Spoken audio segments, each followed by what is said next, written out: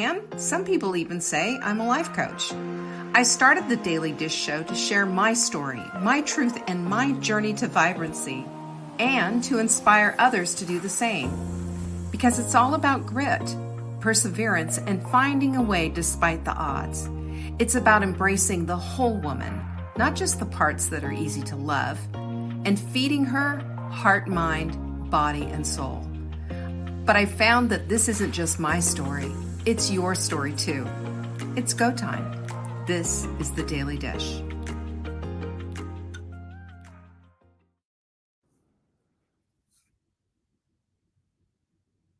And we're here and we're live and it's Tuesday. Hello. It's good to have you all here. I'm really excited about today's show. It's something that I have not done in a long time. Hi there, Jocelyn. I'm glad you're here. Or maybe ever. So I'm kind of excited to talk about this because I think it is such an important topic, especially as we get a little bit older, you know, just speaking for myself, of course, the rest of you are young and lovely. But anyway, I'll share that all with you shortly. Meanwhile, do you know it is Q3 for Recreate Your Life? That is our book club. And the next book is coming right up, and I have it here somewhere. Yeah, I have it here somewhere. But you can find it at savingdinner.com/recreate. If a book club is something that you've always wanted to do, you can always get into ours. Ours is just a little bit different because the way that we do it is we read the book, obviously, separately, and then we discuss it a little bit. I might share a little bit of something, but then we have hot seat questions and say, so how does this pertain to my life? And the fun thing about that is you get to sit on that hot seat and I get to maybe coach you and help you a little bit with some things that I don't know, maybe you need a little help with. I love doing that, by the way, and it's fun, and the people, everybody gets something out of it. We just always have such a good group of women. So if you're interested, you Mind to Matter, yes, Mind to Matter. Where is that book? Well, you don't want to be looking at my desk right now. It really is pretty sad, but I promise you, it is an incredible book. It's about mindset. There you go. Always, right? But I don't think that we can ever stop being a student of our own mindset, number one. And number two, it is important that we are constantly, tuning up the old machine because honestly, this is all we got, right? This is all we got. Speaking of minds, we have the Native Mind right now is the big special. If you buy a bunch of bags, listen to me for half a second. Native Mind is an incredible blend of research-backed nutritional stuff, really, for the brain. It's got lion's mane in it. It's got all kinds of stuff in it. And I've noticed, because it goes in my water bottle every day, how much sharper I feel and how, like at 2, 3 o'clock in the afternoon, I don't feel like I just want to crash out. I'm still feeling like I can keep going. So it's one of those things that, you didn't know you needed, but you do. So you go check that out at savingdinner.com/mind for all the details. And it is a great deal, by the way. So I want you to check that out. I'm really loving this. It doesn't have much of a flavor. You can even make a tea out of it, like do it sort of a ritual in the afternoon, but I'm really loving it. And this is one of their newer supplements that's just fantastic. And if you haven't figured it out yet, I love anything that I can stick in my water bottle, because I'm going to fill this up twice in a day. That's 80 ounces of water. I'm going to fill it up twice in a day. So being able to put stuff in there to do things besides just hydrate me, I think is just pretty awesome. So anyway, check it out at savingdinner.com/mind. You will love that. What is the other thing that we have? What is our special? Oh, our special of the week, our courses. I think it's time to just really do these self-led courses. I have 3 of them that I'm very proud of. Happyish, Code of Confidence, and also Take Back Your Energy. And all of them are 8 weeks long. They're all self-led. They have video modules with a workbook that you download, and they're massively on sale. So if you go to savingdinner.com/show, you will see the courses right there. And there's really good deal.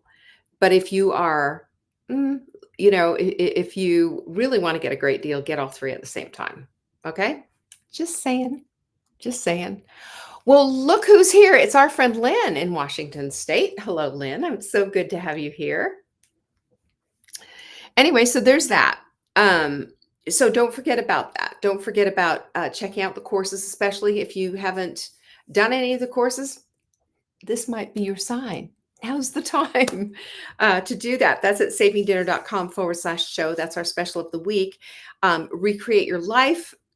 Book club is coming up. And everything that Mind Over Matter is the book for on mindset. So it's going to be really fun. And then, of course, Native Path Mind. So Native Mind is the drink supplement that I've been just absolutely bonkers in love with. I'm like, I'm going to start giving it to Mark. I'm going to start giving it to him because just, some of the things that we forget as maybe we get a little older, but I mean, I just said, hey, you know what? We just kind of need to do that. You just need a little more of that. So good stuff, really good stuff. And by the way, the Native Path Mind, Native Mind is what it's called. It's not only good for your mind, but it's also really good for your immune system. So you can check it all out at the link that we gave you, savingdinner.com/mind. Such a powerful quote this week. And it goes, our deepest wishes are whispers of our authentic self. We must learn to respect them. We must learn to listen. And I have to say, this resonated so deeply with me because, oftentimes our wishes feel more like just this yearning and like, oh, there's this, I'll never have it, or it's just so far away, or that's something. But I think if we look at it just a little bit differently, again, perspective, and we look at it as, oh, there's a reason for this coming up. It is how our authentic self wants to come out. So if we can develop this mindset, if you will, toward the fact that you want this, instead of just saying it's too hard, it's too far away, then you just say, you know what, the fact that I want this is an expression of my authentic self. What would need to come next? What evidence can I support for this? What can come my way? What doors need to open? Start asking those kind of questions and watch what happens. There's always serendipitous stories that attach themselves to those kind of questions. So I just love stuff like that. And I invite you into really ponder that one. You might want to put this quote, as a matter of fact, into your journal for the week. So today we're going to be looking at something that I think is greatly important for all of us, for every single person on the planet. And that is this mysterious thing called friendship. Friendship. Friendship is what I think is a real test of emotional intelligence. And I also want to say another thing about friendship, because this kind of came about from writing a number of Substack posts about, I'm just nice, or I'm just this, or I'm just that. And the thing that's interesting to me, and this, if we can kind of thread the needle with this, is that we all think that we make a good friend. We all think that. I don't know anybody who says, I'm such a bad friend. I don't. We all think that we're good friends. And yes, we probably are in a sense, but in the other senses, maybe we're not such a great friend. And that's what we're going to be talking about here. And also, it's a real test of emotional intelligence, number one. And number two, if you think about it, what friendships are is a foundational principle for every single relationship that you have. Every one of them. Even, as a parent to a child, there has to be some basis of friendship in there because friends converse together, they get along, and there's a chemistry there. That's all a part of it. With your relationship with your significant other, same kind of a thing. Because one of the most endearing parts of a long-term relationship, and I'm talking about your significant other here, is the deep friendship that is developed. Mark always says, I'm his very best friend. He's mine too, you know? And the friendship that we have developed over the years has become more and more um, foundational in everything that we do. It's just, he does something um, a certain way, I do something a certain way, we mesh together. There's a friendship that is the common bond on this whole thing. So, you know, oftentimes what happens is as friends do, um, we just think that we know how to be a good friend. We nod along when somebody is talking, or we throw them an emoji on a text message or whatever. um, I had a friend who just got back from being out of the country, and her partner has COVID, and I said, I'd love to drop off some soup or whatever. I'm being a good friend, right? um, and that's part of it, but it isn't just that. And I want to talk about this because I think, um, the problem isn't that we don't care. The problem is oftentimes, though, that when things go wrong in any kind of relationship, it's that our emotions and their emotions are completely unsupervised. You know, they just run and they go someplace all by their little selves. And sometimes, we have a relationship that goes off the rails as a result. But we have to be careful about this because, we can be like toddlers running with scissors, and that's dangerous, and we don't want that kind of a thing. Um, we don't we don't want that. What we want and what we visualize in our heads, I know everybody does, is having this friendship where we can talk to each other, we can work things out. When there's a disagreement, we're able to civilly sit down and not just sit there and bide our time waiting for an opportunity to talk, but really rather listen. So let's talk about this because I think oftentimes when a relationship especially when a friendship goes off the rails, a lot of times it's because of these emotions, these emotions just going absolutely bonkers. And even after they have gone and come and gone, um, sometimes you can pick up where you left off and put things back together again and talk through it. And other times it doesn't happen that way. And that's why I say, sometimes friendships might have a timeline on them, that that happens. I mean, I don't know how many people you're still friends with since you were, 6 years old. Probably not a lot. But we have certain friendships in our lives in different seasons for different reasons. But emotions are a lot of the reasons why sometimes these friendships just aren't connecting, or disconnecting, I should say. And, emotions, we have to look at what emotions are. They come, they go. It's like a wave in the sea. And sometimes it can be pretty ominous and wipe everything out in its in its path. But I like to look at them and understand that, emotions they're not useless. They're almost like lights on your dashboard, letting you know, hey, something's not quite right here. So anxiety will say, for example, I care about this. And then anger comes up and says, well, I need a boundary. And then guilt says, try to do better next time. And none of those signals are bad unless they're being misread by the other person, which is very probable, which oftentimes can happen.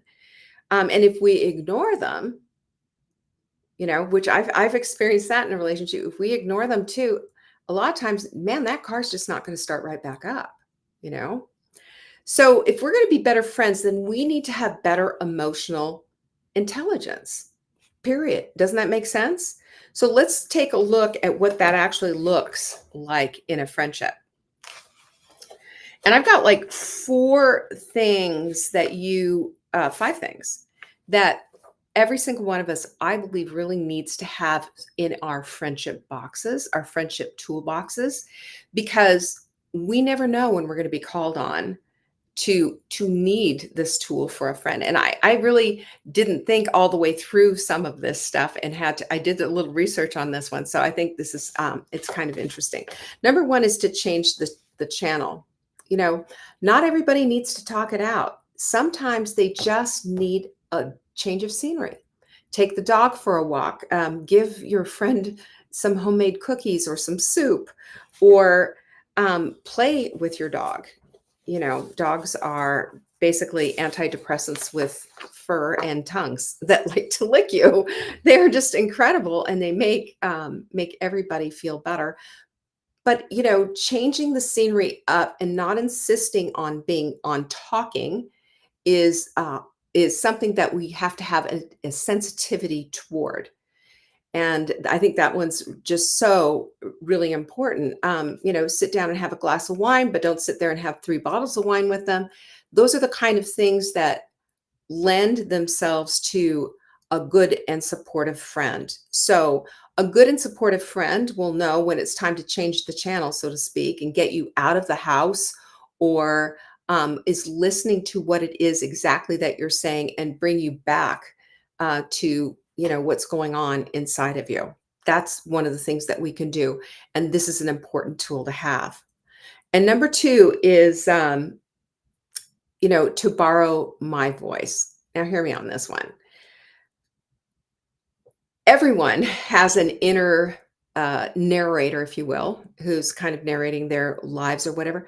And sometimes we get one who just loves the drama, right? Loves the drama.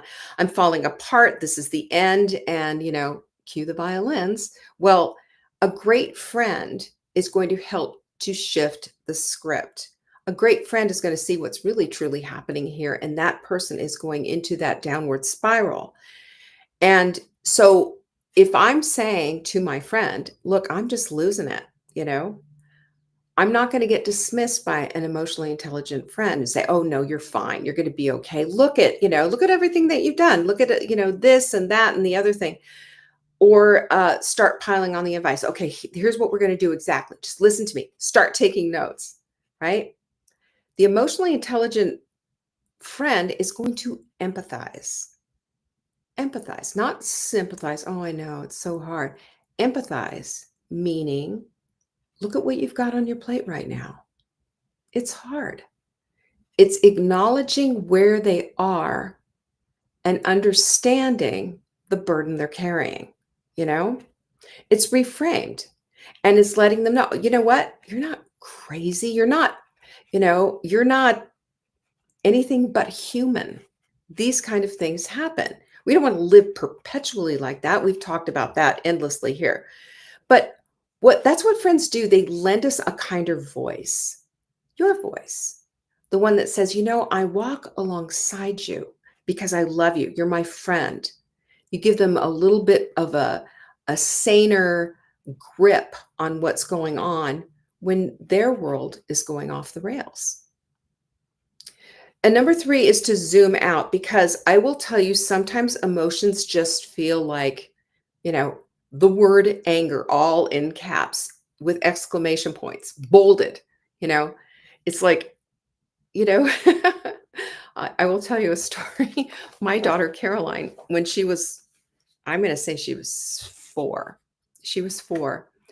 And I put her in time out because um, of something. I misunderstood something that I thought she had done. She didn't do it. And she was really frustrated with me over it. She was sitting in timeout on the stairs and doing this at me. I'd never seen, and her face was bright red. All of a sudden, she fell over and she had a seizure. I took her to the doctor, of course. And the doctor said, he said, I've seen it where, you know, kids really lose their grip, and that anger, that emotion overpowers them so much, their brains just can't handle it. And that's what happened here. But that's what I'm talking about, and being able to be that sane voice and to hold the hand and to be the empathetic friend who's taken the time to really listen is so critically important. So when you're in that place of just anger, all caps, bolded with exclamation points, um, a good friend, same along those lines, will help us to zoom out and say, okay, well, let's take a breath and let's look at at the big picture. Okay. And a lot of times they'll remind you, you've been through this kind of hard before. You've been through it, you've survived it, and I will be here by your side helping you get through to the next part of this equation. Emotions are funny things because they are like the waves. They come and they go. And the feelings that we have about them linger and stay with us. And it's without processing those feelings, they can turn into things like bitterness or shutting down or whatever. And this is why we have to allow the emotions to be processed in our heads. That's why I say go from the amygdala to the prefrontal cortex, allow that journey because we can think it through instead of knee jerk reacting to it, right? That's where a lot of friendships hit the skids, is because of this knee jerk reaction. So if we can do that, then we can also take a breath and empathize and help our friend to zoom out and take a look at what's going on. And we can remind them that it's going to look different on the other side of this. It's going to look different in a week. It's going to look different even in a day, right? Allow for the emotion to be processed. And also, as the feelings linger from this emotion, the residual from the emotion, allow those to be processed as they go as well. And then what that does too, as we are holding our friend's hand who's going through something really difficult, it gives them an opportunity to really to know that you're not trivializing their pain at all. What instead you're trying to do is to right size it for them. In other words, it is not taking over the entire world or their entire world either. It is big and monumentous right now, but take it a minute, zoom back, and look at the big picture. And that really helps to calm. By the way, we also never say to anyone, calm down, ever. Nobody likes that. No, or just instead of saying calm down, you could take somebody by the hand and say, I'm here for you. I'm here for you. Your calming presence means something. It takes emotionally intelligent women to be able to do this, though, and not freak out because they're freaking out and they're not listening to you. Okay. The other thing is that change of scenery thing, you know, sometimes there's being in the same place is an echo chamber of the trauma that they've been through. My daughter moved out of the house where her dog died and where her husband left her. That for her was just a big, she called it the house of sorrows. It was a cute little house.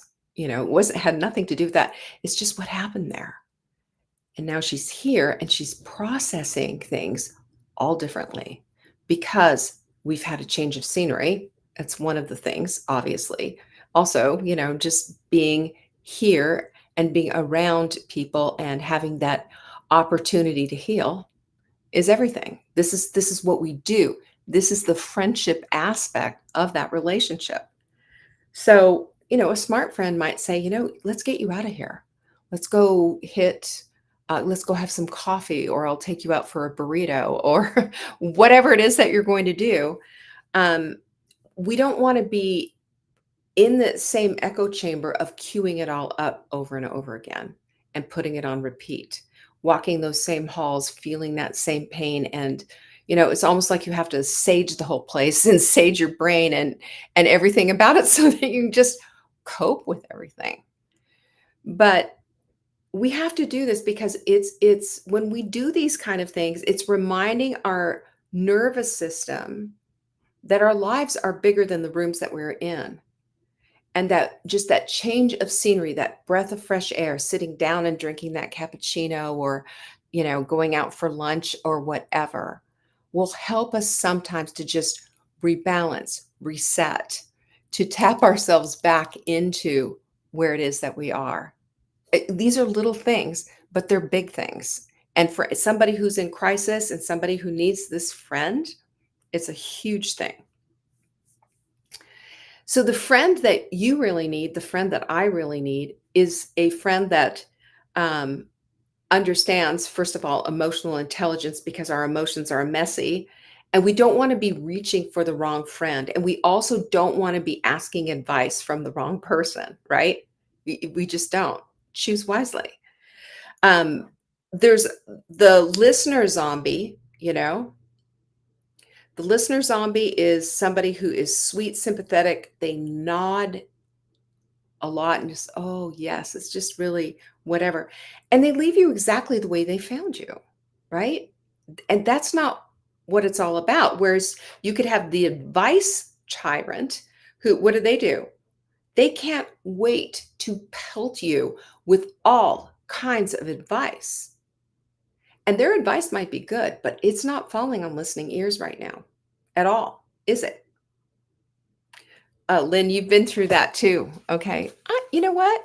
See, this is what I'm talking about. And this is my daughter that we're talking about, but the friendship aspect of it, the relationship aspect of it, it's emotional intelligence and it transcends and goes across the board to every relationship that we have.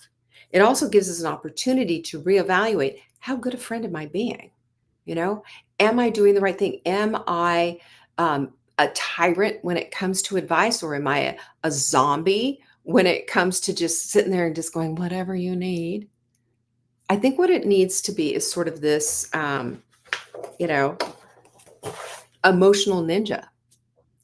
Ninjas are, I can't do my ninja very well, but ninjas are really, they're quick to move and they know that they've got to adapt quickly or whatever. And that's oftentimes what has to happen. Sometimes you need to sit there and not zombie like, but you do need to sit there and empathize and just listen. And other times there's a place where you could just say, you know what? I understand what you're going through here. I actually went through something similar to this. Can I share my experience with you? And that gives you a foundation, it gives you a foothold, it gives you an opportunity, and it gives love to that friend. And it gives love back to you. Right? Lynn says advice tyrants get mad if you don't take their advice. That is so true. That is so true. Well, I told you what to do. I've had somebody actually say that to me. I was like, yeah, but whatever. But the thing is, these advice tyrants and these zombie nodders, these listener zombies, I mean, they both mean well. But the problem is neither one of them are going to help. We need a blend. We need a blend. And we need to be somebody who can sit in the mess with someone who's going through a lot at that time, hold them and let them ugly cry and snot all over your shoulder if necessary. Um, but that's how they get to shift their perspective, you know, is if you are able to emotionally intelligently listen, give the advice when the timing is right, and just be in tune to what's going on. So here's the friendship assignment then. Being a good friend isn't just about loyalty, although that's really important, or showing up at birthdays and sending a card and doing all that stuff. It's about knowing when to listen, when to reframe what's going on, maybe help with a reframe anyway, and when to just say, you know what, I'm just going to drag you out of how you're going out with me right now because you need to get out of here. So I have to say too, I think friendship is how we practice being humans with each other. They're some of our closest relationships and tender relationships. And it's where we get to test drive our compassion and our perspective and our presence. And so, if we are going to do this in an emotionally intelligent way, then we're going to ask ourselves, are we a zombie listener? Are we a tyrant in the advice department? Or are we ninjas? Quick, able to adapt, and able to listen. So, take that with for what you want with it. But I just thought, if we think about our friendships, it is the foundational principle for all relationships. It really is.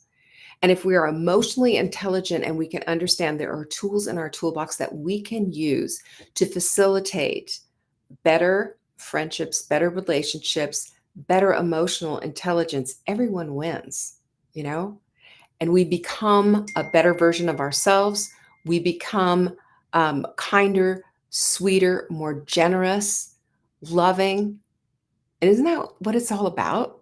That's what I think anyway. All right, that's all I've got for you today. I hope you enjoyed that. I hope that was helpful. And next Tuesday, of course, we are going to be back. Watch for a very important announcement coming later this week. Okay? A very important announcement. It's something that I haven't announced in 4 years. You heard me, 4 years. All right. I love you all. I appreciate you all. Peace be with you. I will see you next week. Bye-bye. Thank you for joining me today. You can find me on TikTok for daily tips to help support your most vibrant life. And remember, you are the author of your own story. Until next time.